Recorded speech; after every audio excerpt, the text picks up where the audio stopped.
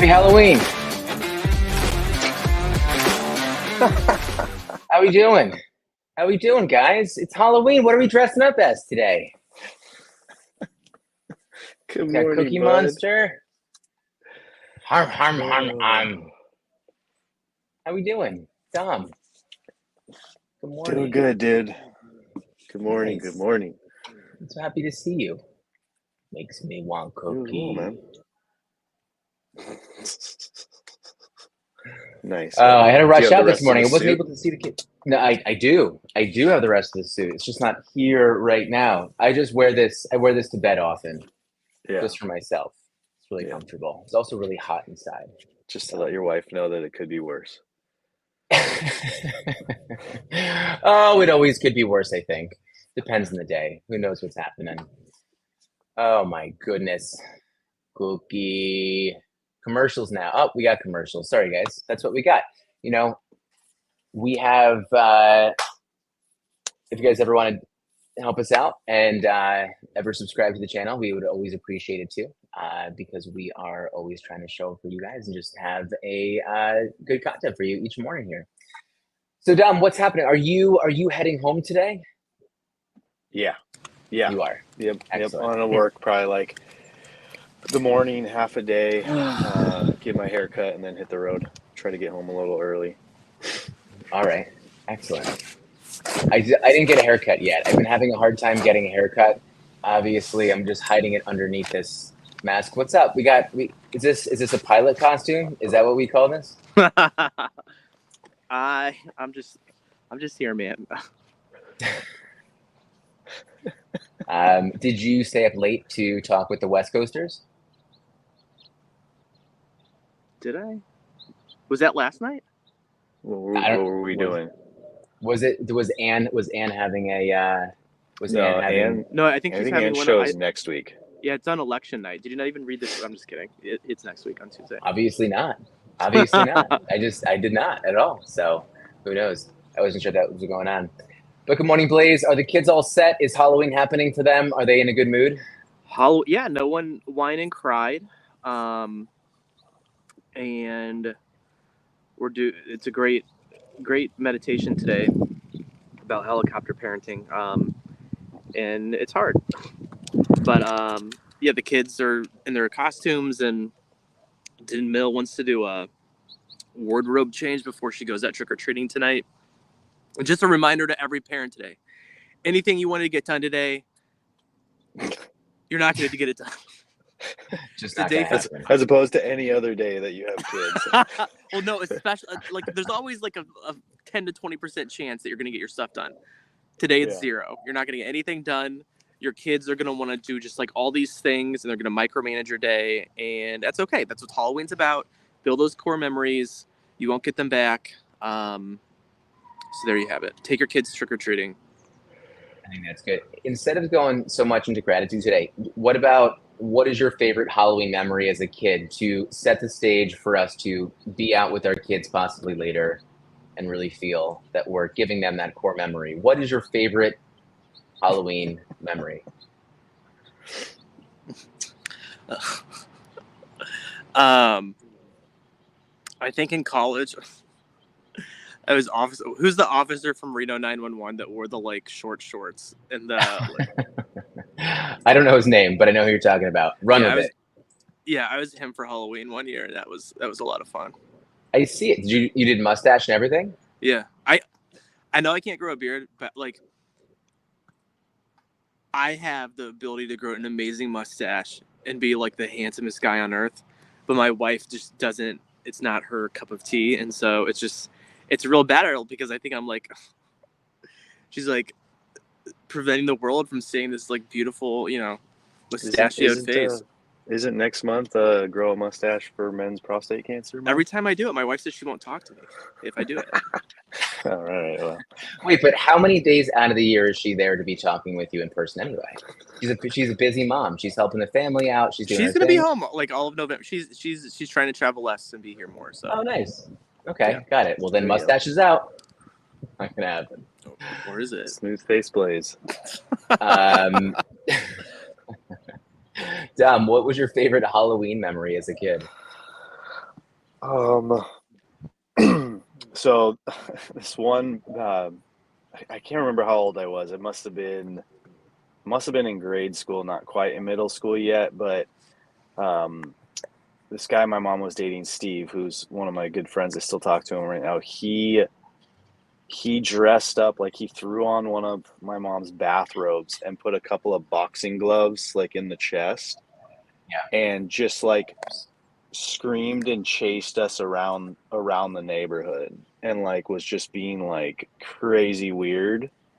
Like, I just remember that just being such a funny memory. I don't know if that's coming across the right way, but it just cracked me up seeing a dude in woman's clothing just like running around the streets of chasing me. So yeah. That's good. So okay, I would say my favorite memory is whenever it was a bucket that was sitting by itself and it had candy in it. And as a kid, you wanted to just take it all. And then you didn't, you were kind of like, you had this internal battle, like I shouldn't, I know my parents going to be so mad. They're going to wonder where I got all this candy from, like, it's just going to be bad. But then my favorite thing, I love jump scares, not for myself, but I love jump scares watching someone get scared.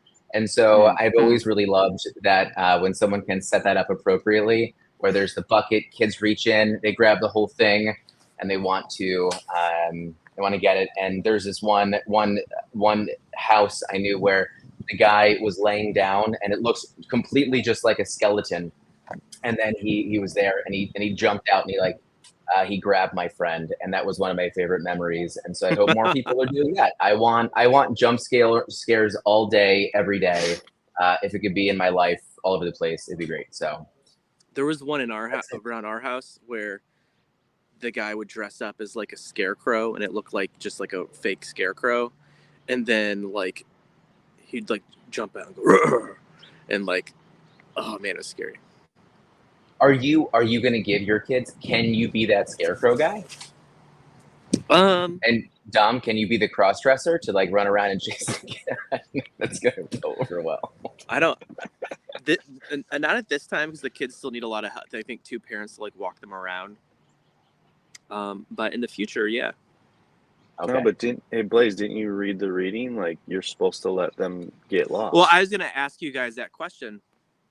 At what age should you let your kids go trick-or-treating by themselves?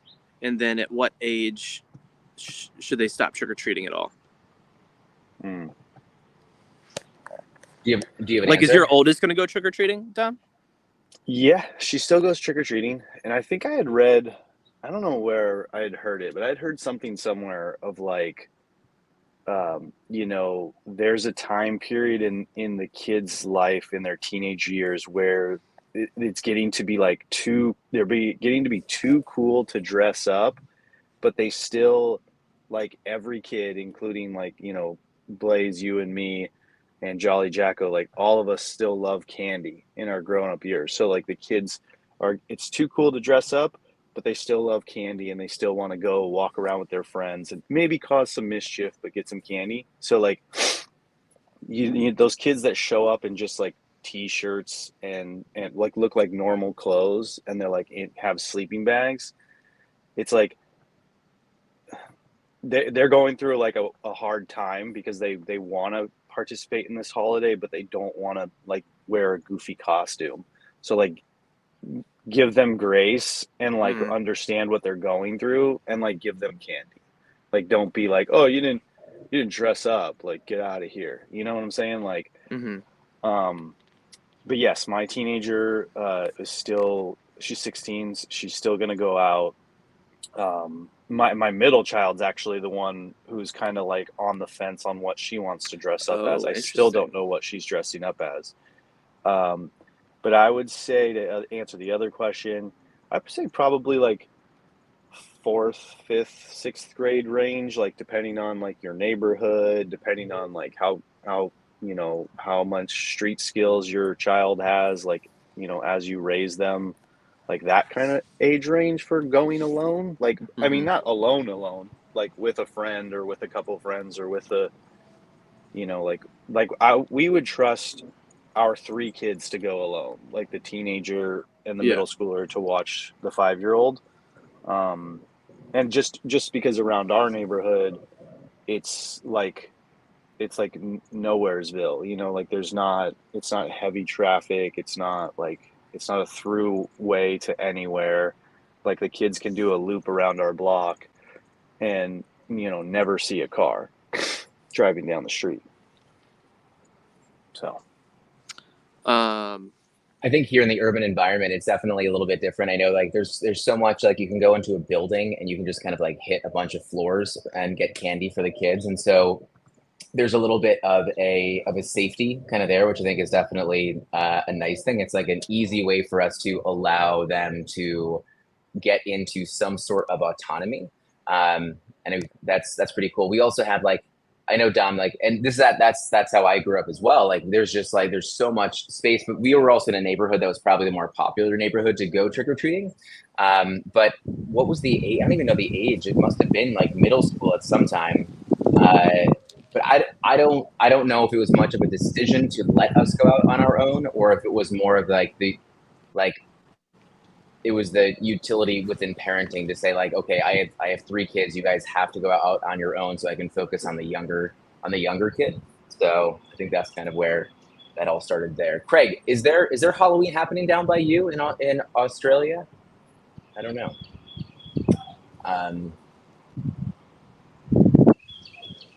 What's the biggest worry? It sounds so idyllic over there, Blaze. So is it too much? Do you need me to mute? Should nope, I mute? no, you're good. Nope, all good. I just think about like the kids too that go and like beat the mailboxes and smoke weed and throw eggs at people's houses. With that being said, did you throw eggs at people's houses? No, but I blew up people's mailboxes. Did you really? Like in real life? Dom, anything with you? I did. We almost. We actually almost got arrested. You're gonna get arrested. They're coming after you. Wait, what'd you say? And some rear view mirrors, and stolen some Halloween decorations in my time. Smashed some pumpkins. Yeah, every bad thing that happens to me as a homeowner, like when on Halloween and Christmas decorations, I'm like, yep, there's that karma coming back for you. You did this when you were a kid, you punk. I went with friends that went egging. I didn't throw any of the eggs. I was just there, and somebody broke somebody's like storm door. And if anyone's listening to this, I don't know who threw the egg that broke the storm door, so don't come after me. Just know it wasn't me. And I tell you if it was, I'd be honest, it wasn't me. I was too chicken to throw eggs at people's houses. Because people threw eggs at our houses. We used to think that people threw eggs at our house because they meant to hit the neighbor's house, but instead they hit us. But who knows? Maybe they were after me. You know, somebody said I had a punchable face once. No one ever said that. What a great thing for a parent to be like, no, they didn't toilet paper our house. They meant to do it the other house, so they didn't really do it to ours. That's a great way to kind of push. Oh my gosh, MP TP'd his neighbor's truck last night. Oh, nice. Did you ever wrap a car in saran wrap? I did that one time. That was funny. No. Do you know what the gross thing is? You put barbecue sauce inside their door handles of their car. And so when they go to open the door, they just get barbecue sauce all over there. Again, I didn't do that. I just read about it. And then putting forks in people's lawn so they can't mow the yard. Which, again, I just read about it. I've never done it. I'm trying to think if there's anything else. Like metal forks, I'm assuming? Just plastic forks. Oh, man. Well, I feel like I was always, despite us blowing up mailboxes, I was always nervous about. Now I can't stop thinking about like the butterfly effect when like they blow up the mailboxes. Do you know what I'm talking about? Oh no, I don't remember that happening. Uh-oh. In that movie, that would be a good watch. I actually went to go watch another movie recently. I was on a Robin Williams kick, and I wanted to watch Good Will Hunting. Patch Adams would have been a great one. Instead, I watched The Dead Poet Society. But no, I'll have to go back and watch some of these older movies. It'd be good. No, we were making pressure bombs. We got arrested, and good. People, and like the cops thought it was just stop it, please. Don't make me feel so bad. But basically, we only got arrested because we were driving around and we were shooting off fireworks as we were driving. And then the cops had stopped one of our friends, and then like we, by association, got pulled in there. And so the cops thought that we were trying to put these bombs in people's mailboxes, and then waiting for them to open it up and like the next day to then blow up in their face and hurt them. But we were like, no, because if you make a pressure bomb, it's like you do like hydrochloric acid, just like Well, no, don't explain. explain. We're gonna get canceled. Don't explain how to make these things. No, the other way to do it. I'm just kidding. But no, but that was like something that was kind of a trend. But it was like, but it happens in like a minute, and so it's more of like a fun thing. It was like a firework. Is kind of what it was. So that was it. So we just had to explain to the cops. How'd your parents react to all this, Ryan? It was, you know what? It was the first time that I sat my parents down to say, "Hey, I have to talk with you guys. Something happened." It was probably the first time I like went out of my way to make sure like I fessed up to everything. I was already arrested. They weren't really going to be able to. Well, no, we actually didn't get arrested. We were just kind of pulled in for questioning. But then as we were getting questions, someone else did it that was more serious, and so they forgot about us. So it didn't matter. But anyway, I hope my kids don't do that, and that's maybe why helicopter parenting comes in. Because we were so bad, we know what kids are going to get up to if left alone. But pivoting to the meditation for today, going back to helicopter parenting, you know, kids need to make those mistakes. Like, you probably haven't tried to blow up any mailboxes since then, and not that you were, but you were just doing fireworks from your car. Like this morning, my daughter forgot her water bottle, and it's like, I can't be doing this for her every day of her life. Like at some point, she's gonna have to get her own water bottle, or go to school without it. But what really resonated with me is you can't do everything for your kids. So I'm just thinking all the things that I do for my kids that maybe they need to start doing themselves. What's one thing that you would put onto your kid to do? Oh my gosh, I dropped my phone. They need to start laying out their clothes and getting all their stuff ready the night before. It shouldn't be me laying out their clothes. DeMille's fine, but my son, and then they need to have all their stuff together because every morning it's a panic looking for something. And it's like, nope, do it the night before, get your stuff together. Yeah, I think that's a good one. Dom, are your kids doing something that you feel like, or not doing something you feel like that they definitely need to? They're doing pretty well right now. Everybody can do a little more, but yeah, I'd like them to start being, you know, a little bit more in charge of cleaning up after themselves, and especially their rooms.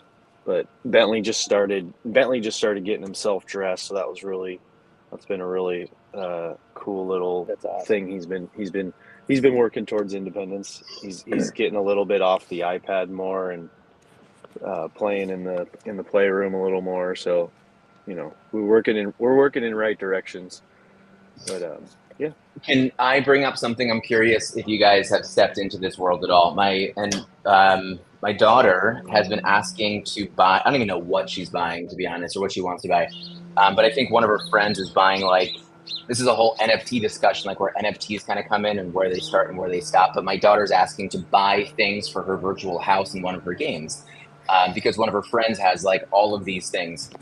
Again, I don't know what game it is. You guys, I think it's somewhere on Roblox, whatever. Obviously, my wife and I are like, no, it's going to be silly. And she's like, but my friend has it. And we kind of think that one of her friends has a little bit, like she's a little bit spoiled in a way. We just think like we're kind of putting our foot down to be like, that you are not going to have all of those things or kind of follow that kind of path right now. But we have been talking about possibly getting her one of those kids like debit cards. Why am I forgetting it right now? I'm curious if you guys have talked about this. She does. Okay. Yeah. So like that's like a big step, I feel like. Have you guys been able to see any independence come from that? Has it been a positive thing? I don't think we utilized it to our full potential. I think, Dion, what's up, man? So good to see you. Yeah. She just tells everybody she's rich and she has money in her bank account. So I'm not sure it's serving like the purpose that like we want it to. But it is like a sense of pride and like some ownership there. I think that we need to start getting her to use it a little bit more and having, what are those? I don't use them. I need to. I'm a terrible accountant, but is it a ledger or like what the little thing is that every time you spend something, you write it in? Oh, just like a checkbook, like I guess like the balance sheet. Yeah. Kind of call in the checkbook sometimes. I try not to look at those. Heather, it's a joke. But what I'm trying to say is that I had a friend in high school and like was so meticulous, and I think it's good. You need to be a good steward of your resources. So lots of lessons there. I said it. Yeah. We have a bunch of people right now. Craig, we have Dion's checking in over here on X. We got 30 people checking in from My Daily Dads, 10 people checking in from Food is Fuel NYC. We got 8 people in the room over here right now. This is great, guys. So definitely thanks so much for checking in. I feel like it's probably the next thing that we want to step into. Like I definitely love the idea of my girls like washing their own clothes, or like one thing with my younger daughter has been like I'm not flushing the toilet for you anymore. I'm not turning the lights off anymore for you. And so that's been where we kind of been pushing her. I know Sloan, I don't even know if that's a lot, but it's something where I know with my oldest, she's starting to do her own laundry every now and again with some prompting, which I think is definitely good. But I feel like that, like, you know, the big girl pants are coming on, especially if we get her one of these cards. What is it? The green? What is it? Green light? The debit card for kids? Is that the one that you have, please? I don't. We have Chase Bank, and Chase had something for the kids, so I think there's probably Okay, cool. a couple different products out there. I wasn't sure. Dom, are your kids? I'm assuming your son is not gonna have a debit card, but we just recently got Bailey like a normal like checking account. The girls have a savings account that we put money in, but so she has her own like Apple Pay and all that stuff. So she'll, you know, be responsible for that, and you know that's where she puts her babysitting money or her dog sitting money when she's doing that thing. Seems to be going okay, but yeah, I think you know they're still kids, so everything still, as far as buying stuff goes through us. Like going back to like your original thing of like the Roblox, like getting stuff for the games. Yeah, that's been a constant. Like it hasn't been that. I don't think it was that bad with the girls because we waited a little longer for the girls to get into Roblox. But Bentley, we got him into Roblox way too early, and so he doesn't quite understand what we're trying to tell him. And so like every day, every weekend, whatever, sometimes like he's just constantly wanting more things. And like, you know, so we'll set something up where it's like, you know, it's been a while since we've given him any, so we'll be like, okay, well let's do some chores, or let's help clean out the house, and we'll give you some Robux. And he just spends it like right away on like the goofiest stuff. And then he's like, well, I want more. And we're like, you know, we all of us, even like the girls, are telling him like, you got to stop buying this, like this stuff. Like you got to stop, you know, like, and the problem with Roblox is like, other than like the costumes for your avatar, like if you buy something in the game, like if she's wanting to upgrade the whatever in her house for the game, those things just stay in that game. So if like next week she's not playing that game anymore because there's another game, which is what Bentley does, he like game hops like crazy. All that money is just left, like it's just gone. It's, you know, like all that stuff, like you don't have that stuff. That's frustrating. That's the difference, I think, from what Gary was always explaining about how NFTs and in-game purchases could change things, because maybe you can bring them from world to world to world, but like it's obviously the platforms and all that need to be built out before that can happen. But yeah, that's how Roblox works. Like, okay, got it. Do you think it's a good first step into them managing money in some kind of way? a little bit, because I mean they get a balance of this, you know, Robux is what they call it, and you know, you spend it. That's it. Like, you know, you don't. I don't. I don't know. It's hard. Maybe. I think money is Probably just not, that though. really good conversation around kind of because like we obviously are not going to be able to parent our kids forever, and you know the helicopter parenting. I think it kind of is that next serious thing. It's like flushing toilets and clothes, and not handling the argument between the kids or their friends and letting them kind of figure it out. I think those things are always going to be a really helpful thing. But yeah, the money management thing I think would be a great thing to kind of teach, especially at a younger age. I think I might lean into it a little bit more. I'll bring that experience to you guys. Blaze, I'd love to hear more about what you guys or how you guys are definitely doing it.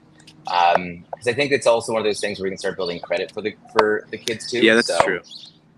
But I love it. Question: were your guys' parents helicopter parents? I mean, I want to say like a little bit. Like I do remember some instances where maybe like a cross between a helicopter and a snowplow, but like for the most part there was freedom. Like there were just certain things that like my mom would, like be there and take care of for me, or she would make sure I had this or whatever, but like for the most part, no. I don't think my parents were helicopter parents by any means. I think my lived experience has always been that maybe there was a little bit more that could have been done in some kind of areas, but I think that's where I think the most growing up that I do as an adult and understanding maybe what they were going through as a parent makes me reposition my thoughts around kind of what was going on in some of those moments. My dad was my soccer coach for so long, and so like that kind of took out a big part of like me needing to take on like scheduling for sports, or being in a position to like I was kind of looked at and regarded as like, hey, the coach's son, and therefore I kind of had some ins just for that reason. And so there wasn't helicopter parenting that was so needed during those times, I feel like. But yeah, I mean, it was also the 80s and the early 90s. That's when we were talking about like those latchkey kids. Like we would end up going home if we weren't playing sports and we were kind of by ourselves, but it wasn't weird then. That was just kind of how it was. And so now it's just, I find it so strange that is not so much how it is. So, but yeah. And somebody posted the other day about how we didn't, talking a little bit about finances and stuff, is like the cost for 3 kids now is the cost like what it was for 10 kids like 20 or 30 years ago. And like, how are we supposed to pay for this fruit? Like fruit's going like, it's going crazy. Like my kids just go through like blueberries and strawberries like crazy. Dude, berries? No. My kids ask for berries. I'm like, we're not doing berries. You're gonna like frozen berries though. Frozen berries work. Yeah, I don't know what the kids of tomorrow are going to be able to like afford fruit. It's like Water World. They're fighting over this little lime or citrus, trying to present scabies. But anyways, just real quick before I go more on my fruit tart tirade, is that I was the middle child. My brother's 3 years older than me, and my younger brother's 9 years younger than me, and so I think I got away with a lot.